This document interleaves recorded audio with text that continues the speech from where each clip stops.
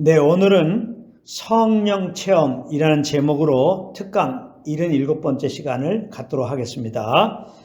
오늘 특강도 굉장히 중요한 것입니다. 왜냐하면 많은 성도님들의 마음속에 나도 성령을 체험하고 싶다라는 생각이 있기 때문에 그렇습니다. 그런데 안타깝게도 성령 체험이 무엇인지를 모르고 있다는 것입니다. 그래서 오늘은 성령 체험이라는 제목으로 특강을 하려고 하는데요. 여러분, 성령 체험이 무엇인지 알게 되면 어떻게 되는지 아십니까? 지금 가지고 있는 그 생각, 즉 성령을 체험하고 싶다는 생각이 없어진다는 것입니다. 그렇기 때문에 오늘 말씀도 귀를 기울여 들으시기를 바랍니다. 일단 일반적으로 성도님들이 가지고 있는 성령 체험이라고 하는 것은 무엇입니까? 방언하는 것, 환상을 보는 것, 혹은 병고침 받는 것, 그렇지 않으면 기도할 때 무슨 뜨거운 물이 가슴에 떨어지는 것 같은 경험들입니다. 물론 이런 것들은 성령의 역사하시면 얼마든지 일어날 수 있는 일이고, 그렇기 때문에 그런 체험을 했을 때 성령을 체험했다고 말할 수도 있습니다. 그러나 이러한 것들이 성령 체험의 본질적 의미는 아니라는 것입니다. 만약 이렇게 몸으로, 감정적으로 혹은 신비한 체험들을 성령의 체험의 모든 것이라고 한다면 문제가 되는 것은 이와 비슷한 일들이 이방 종교에도 있다는 것입니다. 그렇다면 그런 것들을 어떻게 이해해야 되겠습니까? 이방 종교에서도 이단들도 방언이 있고 예언도 있고 환상도 보고 병 고치는 일들이 있습니다. 그러므로 단지 이와 같이 몸으로 감각적으로 혹은 신비한 경험들을 성령 체험이라고 여기면서 이런 것들을 체험하기 원한다면 문제가 될 수 있는 것입니다.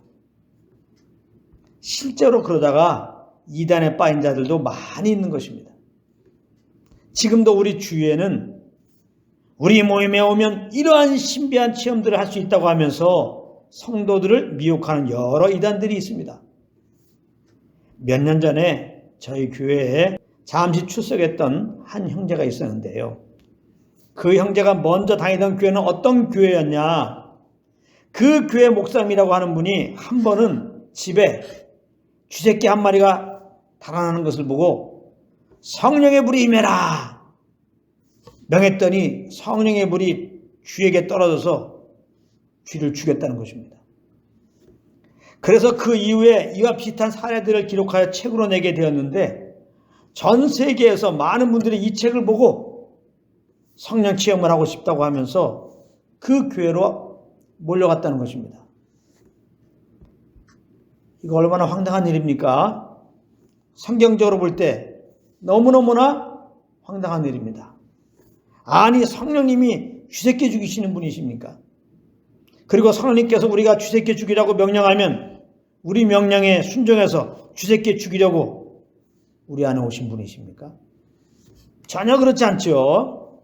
그런데 어찌되었든 실제로 그런 일이 있었는지 없었는지도 알 수 없으나 신비한 현상을 경험하는 것을 성령 체험이라고 생각하고 있는 자들에게는 이런 소식들이 그들의 귀를 긁어주기에 충분한 것이 되는 것입니다. 그래서 그러한 성령 체험하기를 원했던 많은 성도들이 그 교회로 몰려갔던 것입니다. 정말 안타까운 일인데요. 그렇다면 참 성령 체험이란 무엇일까요? 우리의 오감이 아닌 거듭난 우리 영으로 성령께서 말씀하시고 일하시는 것을 아는 것을 말하는 것입니다. 그러므로 믿는 자들은 사실 다 성령 체험을 한 자들인 것입니다. 왜냐하면 우리가 예수를 믿은 것은 성령님께서 예수님이 구되심을 말씀하셨을 때 성령의 조명으로 그 사실을 알고 믿게 된 것이기 때문에 그렇습니다. 고린도전서 12장 3절입니다. 그러므로 내가 너에게 알리노니 하나님의 영으로 말하는 자는 누구든지 예수를 저주할 자라 하지 아니하고 또 성령으로 아니하고는 누구든지 예수를 주시라 할 수 없느니라. 이렇게 말씀하고 있습니다. 여기 보면 분명히 우리가 예수를 주라고 신한 것은 성령으로 말미암는 것이라고 말씀하고 있습니다. 성령께서 증거해 주시는 구주 예수님을 성령으로 말미암아 알게 되어서 믿은 것이라 이 말씀입니다. 그렇기 때문에 믿는 자들은 다 성령 체험을 한 것입니다. 믿는 자들이야말로 정말 신비한 경험을 한 자들이라 이 말씀입니다.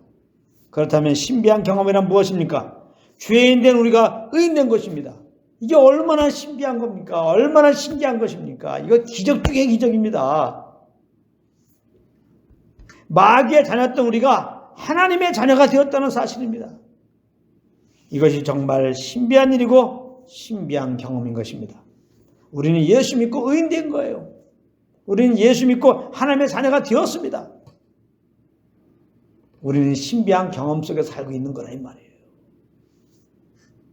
그러니까 성령의 인도함을 받으라, 성령을 쫓아 행하라 라고 하는 말은 곧 성령 체험하며 살아라 라는 의미인 것입니다. 아시겠습니까? 그러므로 이렇게 성령 체험을 하며 살면 그 삶의 열매가 무엇이겠습니까? 성령 체험하겠다고 여기저기 다니는 것이 아니라 우리 죄를 위하여 십자가에서 죽으시고 부활하신 우리 구주 예수님을 자랑하며 다니는 것입니다. 성령님과 함께하면 우리 구주 예수님의 그 십자가 은혜를 더 알게 되기 때문입니다. 그러므로 날마다 성령 체험의 삶이 되어서 주님 오실 그날까지 우리 주 예수 그리스도의 그 이름만 자랑하며 높이시는 한 분 한 분 되시기를 우리 주 예수 그리스도의 이름으로 축복합니다.